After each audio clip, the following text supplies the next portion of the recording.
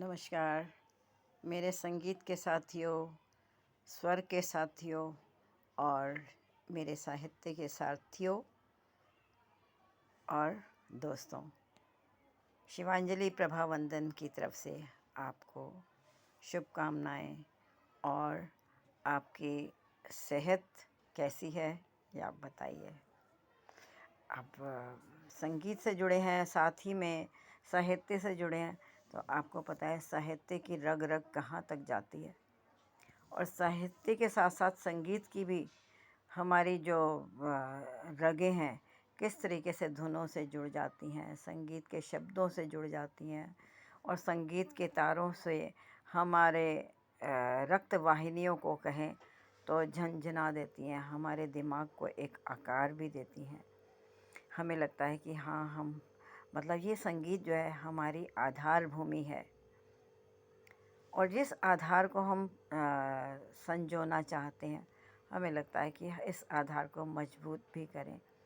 और जब हम ये मजबूत कर रहे होते हैं तो साथ ही साथ में हमें कभी कभी साहित्य की, क्योंकि साहित्य और संगीत का तो तालमेल बहुत ही गहरा है, और जब हम संगीत के साथ साथ में साहित्य की भी रचनाएं देखते हैं तो वो भी हमारे इर्द गिर्द हो ही रहा होता है।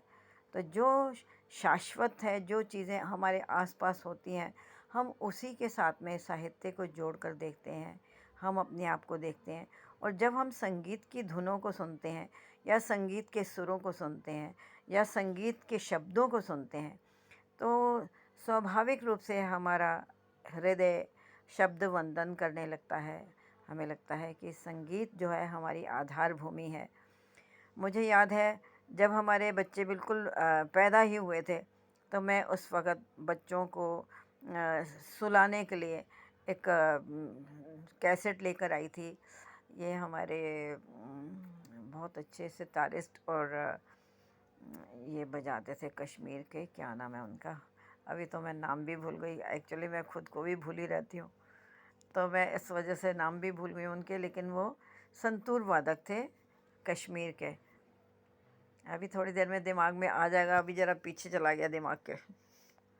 खैर, तो उनकी मैं संतूर की कैसेट लेके आई थी और मुझे लगा बांसुरी की एक कैसेट लेके आई थी ताकि बच्चे जो हैं मतलब नींद में भी एक उनके अंदर एक ऐसा समरसता आती चली जाए ताकि बच्चे जो हैं संगीत से जुड़े रहें। और हाँ, मेरे बच्चे संगीत से भी जुड़े रहे, ऐसी बात नहीं है, और अपने अपने स्थान पे हैं और जो भी कर रहे हैं अच्छा ही कर रहे हैं और अच्छा ही कर रहे होंगे। ऐसे बहुत से बच्चे हैं, ऐसे बहुत से लोग हैं जो संगीत से जुड़ जाते हैं और हमें लगता है कि ये जो संगीत है हमारी रक्त वाहिनियों में दौड़ने लगता है।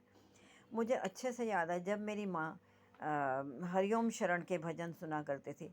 मुझे लगता है उस वक़्त हरिओम शरण की उम्र बहुत कम रही होगी जब मेरी माँ सुना करती थी, और बचपन में हमने हरिओम शरण के भजन इतने सुने और हमें इतने अच्छे लगने लगे, हमें लगा बहुत ही खूबसूरत भजन है। बाद में हमें मंडी हाउस में हमें उनको सुनने का मौका भी मिला, साक्षात भी हम सुने हरिओम शरण जी के भजन। फिर गज़ल गायक एक पाकिस्तान से आते थे जो अब तो नहीं आते, वो हंगामा।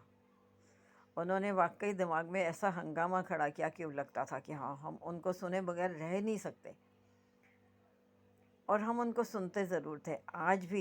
आज भी वो हमारे रेत पे क्या लिखते रहते हो, वाकई हम तो रेत पे ही लिखते रह जाते हैं। हमें लगता है रेत की दीवारें हम कैसी खड़ी कर सकते हैं, क्योंकि जब उसमें सीमेंट नहीं होगा तो रेत की दीवारें तो जाहिर सी बात है भुरभुरा ही जाएंगी। और जो कि आज तक हम देख रहे हैं जितने भी मकान है वो भी ढीले ढाले बन रहे हैं, उनमें पता नहीं सीमेंट नहीं ढंग का या क्या किस तरीके से जल्दी जल्दी में बनाए जाते हैं, और हम ये देखते हैं कि हम अपनी ही दीवारें टूटते हुए देखते रहते हैं और ध्यान भटकाऊ परियोजनाओं में बदल जाते हैं। अभी आजकल हम देखते हैं कि कितनी आपाधापी चल रही है। चुनाव का वक्त है, ठीक है, चुनाव है, लेकिन अगर मान लिया अच्छा किया होगा तो ये तो स्वाभाविक है कि जनता वोट देगी देगी। लेकिन अगर एक दूसरे पर ठीकरे इतना ज़्यादा फोड़ देते हैं, इतने ज़्यादा, क्योंकि वो आत्मविश्वास के धनी है, तो मुझे लगता है कि आत्मविश्वास का धन होना अच्छा है, स्वाभाविक होना और भी अच्छा है, लेकिन आत्मविश्वास के दम पे अगर ये गलत तरीके से इसको आजमाया जाए और दूसरों को हटाकर हम बलशाली बनते रहें और हम ही पराक्रम दिखाएं, और शांत, और जब ये सुनने में आए कि शांति को प्राप्त करने के लिए भी पराक्रम दिखाना पड़ता है, तो ये तो ज़बरदस्ती की शांति हो गई। ये गांधी जी वाली शांति तो नहीं आई, और गांधी जी वाला आत्मविश्वास भी नहीं है। तो मुझे लगता है ये ज़बरदस्ती के पराक्रम दिखाने की जो प्रवृत्ति है, उस प्रवृत्ति के तहत जो सब चल रहा है, तो वो चल नहीं रहा, वो छल रहा है। और हम ये देखते हैं कि आजकल ये जो अपनी अपनी तूती बजाने की ताकतें दिखाई जाती हैं, इन ताकतों के बल पर नेता लोग बहुत आगे भी बढ़ जाते हैं। माना कि आगे बढ़ना अच्छी बात है, और लेकिन सुरक्षा जो हमें पर्यावरण से मिलती है, जो हमें शांति से मिलती है, क्योंकि शांति होगी तभी तो प्रगति होगी। अगर शांति ही नहीं, तो एक दूसरे को गिराने के चक्कर में हम आगे बढ़ते रहें, तो वो चीज़ें तो हमारे देश में भी गलत हैं, बाहर के देशों में भी गलत हैं, जो ज़बरदस्ती की दस्ती पहना देते हैं और कहते हैं कि हाँ जी, आप हमारी छतरी के नीचे ही रहो, हमें जो कह रहे हैं हमारी बात मानो। तो मतलब ऐसा लगता है कि हम तो हैक हो जाते हैं, उन लोगों की बुद्धि के साथ हमारी बुद्धि भी गिरफ्तार हो जाती है। तो ये गिरफ्तीकृत बुद्धि के कारण ये हम ये मानसिकता झेलते हैं ज़बरदस्ती की दस्ती में। कभी हम कोरोना झेलने लगते हैं कि अगर मान लिया शांति नहीं आ रही तो कोरोना ही सत्यापित कर दो। और बड़े बड़े लोग, अभी मैं कल ही देख रही थी, उनकी डेथ हुई है जो पंजाब के नाम में फिर भूल गई, वही मुझे माफ़ करना। और हम तो शांति और नमन ही चाहते हैं उनके लिए भी, पंजाब के हैं, और अभी उनकी कल ही मृत्यु हुई है। तो उसमें भी मैंने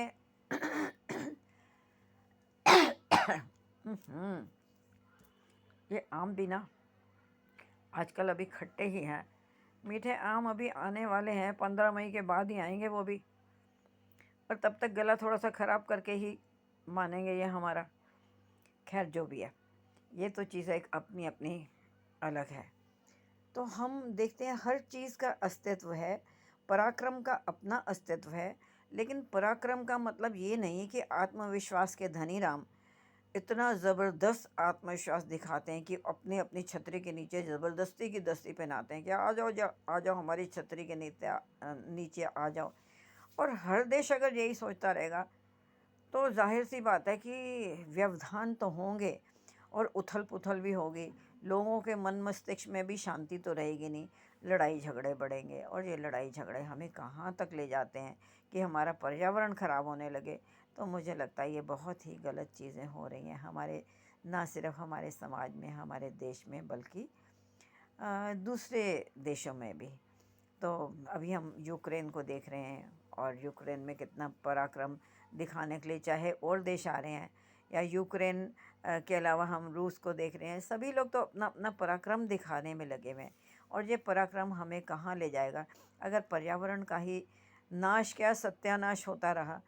क्योंकि ये हवा को तो कोई रोक नहीं सकता ना, हवा तो सब तरफ जाएगी, और जब ये हवा इधर उधर सब तरफ जाएगी, तो पर्यावरण के विनाश में हम लोग कहाँ विकसित राष्ट्र तो कह ही नहीं सकते। कोई भी जो विकसित होगा वो भी अविकसित हो जाएगा, क्योंकि हम इधर उधर एक दूसरे को मार काट करके गले लगाने या पराक्रम के नीचे ला करके हम बढ़ना चाहें, तो मुझे लगता है ये बहुत गलत है। धन्यवाद, आज के लिए इतना ही काफ़ी है। बाकी हाँ, म्यूज़िक से जुड़े रहें तो हमारा आधार अच्छा रहेगा, शांति भी मिलेगी, प्रगति भी होगी। धन्यवाद, शुक्रिया। पुराने गीतों को याद रखें। धन्यवाद। मैं गीता ग्रोवर, एक लेखिका, शिवांजलि प्रभावंदन से, और समामृतम में मैं रोज़ सोचती हूँ मैं म्यूज़िक के पुराने गीत डालूँ, अपने माता पिता को के जज्बातों के गीत डालूँ, अपने आसपास के लोगों के, सभी के जज्बात जुड़े रहते हैं पुराने गीतों से। तो मैं उन गीतों का जब भी आकलन करती हूँ, तो मुझे लगता है हाँ, ये तहे दिल से लिखे गए और तहे दिल से गाए गए, चाहे वो लता मंगेशकर के हों, हेमंत कुमार के हों, या फिर मन्ना डे के हों। सभी गीत मुझे बहुत पसंद हैं, चाहे हकीकत के गीत हों, और वही हमारी हकीकत भी हैं। धन्यवाद, शुक्रिया। मैं गीता ग्रोवर, शिवांजलि प्रभावंदन से।